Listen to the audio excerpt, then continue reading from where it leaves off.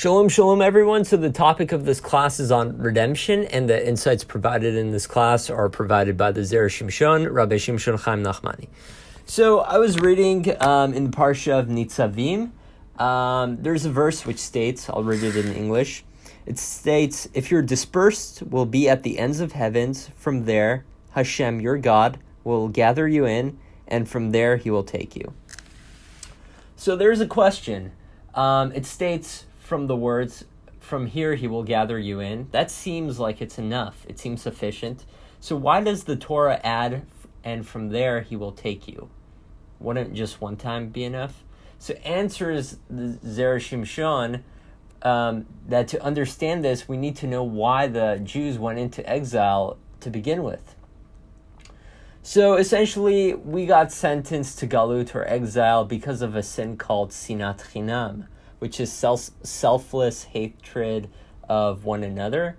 And the only path to redemption is for there to be peace and love between all members of the nation of the land of Israel and all the Jewish people. The Torah therefore states, he will gather you in. He will make peace among the nations of Israel, and we will be gathered together. And from there he will take you out of exile. The only way this exile is ever going to end is if we make peace with one another. Hence the two expressions, one referring to making peace with one another, and the other is referring to the redemption itself. So just to elaborate on this, several parshas back, I actually made a class on this. It was on the importance of peace.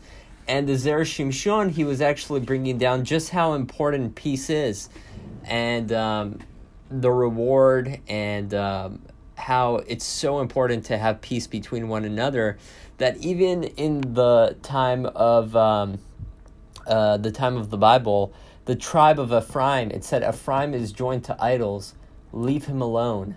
The Satan came up to God and he saw that the tribe of Ephraim was doing idol worship, but yet God said leave him alone because they had peace with one another. And another example is during the time of King Ahab, that Ahab and his wife Jezebel, they were worshiping idols, they were doing avodah zara, yet miraculous wars were happening for them. They were winning these wars, and miracles were happening left, right, and center for the Jewish people and the nation of Israel, even though they weren't observing the commands. So again, this goes to show us from this verse again in Nitzavim just how important peace is, and what will happen when we're all truly together and as one nation.